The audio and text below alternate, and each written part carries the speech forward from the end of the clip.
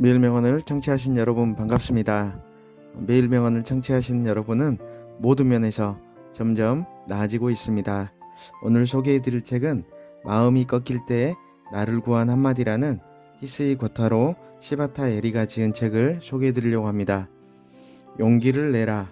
비록 육체에 그 어떤 결점이 있다고 해도 우리의 영혼은 이를 극복해야만 한다.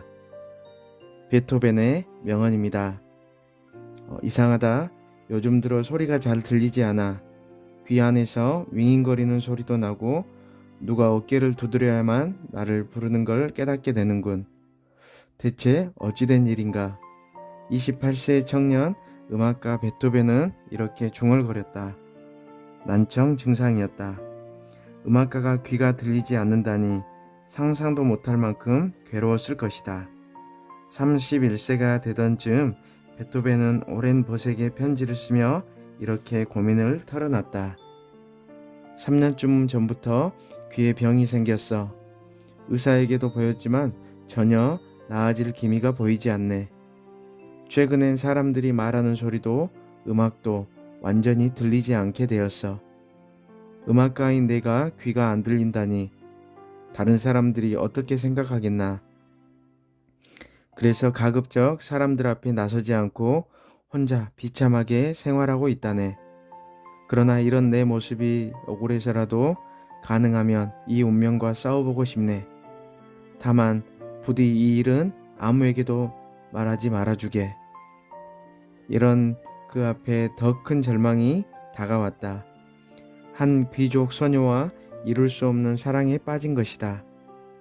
피아노를 배우러 온 14살 연하의 소녀 줄리에타에게 한눈에 반한 베토벤. 귀여운 줄리에타의 모습을 떠올릴 때마다 그의 가슴은 죄어드는 듯했다.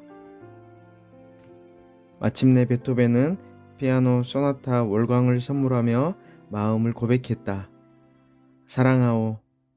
하지만 당신은 서민과 귀족의 만남이 허락되지 않는 시대였다. 그의 사랑은 이루어질 수 없었다.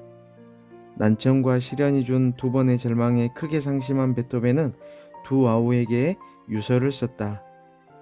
너희는 나를 까다로운 인간이라고 생각하고 있겠지만 오해하고 있는 거야. 아마 너희는 몰랐겠지. 내가 지난 6년간 계속 귀병에 시달리고 있다는 걸. 사람들과 이야기할 때 귀가 잘 안 들리니 좀 큰 소리로 말해달라는 말을 나는 절대 할 수 없었다. 음악가인 내가 소리를 듣지 못하는 괴로움을 너희는 알까? 지금은 병이 알려질까 두려워서 용무가 있을 때에만 사람들을 만나고 있어. 절망스러워서 죽으려고도 했지만 작곡을 계속하고 싶다는 생각이 나를 가로막았다. 만약 사람들이 이 글을 읽는다면 나는 얼마나 잘못 생각하고 있었는지 깨닫게 되겠지. 괴로운 운명을 짊어지고 있는 사람이 있다면 이토록 불행했던 한 인간이 음악가로서 끊임없이 노력했다는 사실을 알고 용기를 얻었으면 한다. 죽을 작정으로 유서를 쓰기 시작했지만 쓰는 과정에서 그 유서는 신기하게도 희망의 메시지로 변했다. 절대로 남에게 알려서는 안 된다고 생각했던 귀병을 고백하고 평소 괴로워하던 일들을 전부 유서에 써 내려가면서 마음이 개운해졌던 것이다. 공포와 미래에 대한 불안, 아무에게도 말할 수 없는 비밀, 불만, 질투, 분노로 질식할 것 같을 때에는 한 번쯤 베토벤처럼 솔직하게 종이 위에 모조리 써봐라. 우울해질 때마다, 좌절감이 휩싸일 때마다 그렇게 글을 쓰면 분명히 도움이 될 거야. 자신이 두려움이나 불안을 직시하고 인식하며 그것과 함께 살아가겠다고 받아들일 때 마이너스 에너지는 방향을 바꾼다. 마이너스 에너지가 창조를 낳은 에너지로 바뀌는 것이다. 마이너스 에너지도 사실은 훌륭한 에너지다. 이 에너지를 이용해 날아오르면 된다. 실제로 베토벤의 인생도 동생들에게 유서를 쓴 시점에서 급속히 앞으로 나아가기 시작했다. 베토벤은 빈으로 돌아가 교향곡 3번 영웅을 발표한 뒤로 10년 동안 대표작을 속속 발표했다. 죽음 대신 걸작의 숲으로 접어든 것이다. 그는 대표작 대부분을 귀가 들리지 않게 된 이후에 창작을 했다. 그런 베토벤의 마지막 교향곡인 합창에는 그가 걸어온 인생 후반기가 그대로 담겨 있다. 그렇기에 괴로움을 넘어 환희로라는 메시지를 품은 이 곡은 지금도 연말이 되면 자주 연주된다. 이 합창 초연에서 베토벤은 직접 지휘봉을 잡았다. 그런데 초연이 끝난 후에도 객석을 향해 돌아서지 못했다. 내가 생각한 음악이 아니었으면 어쩌지? 소리가 들리지 않은 상태였기 때문에 이런 불안이 있었을지도 모른다. 한참이나 객석을 돌아보지 않은 베토벤은 알토 독창자가 살짝 다가와 돌려세웠다.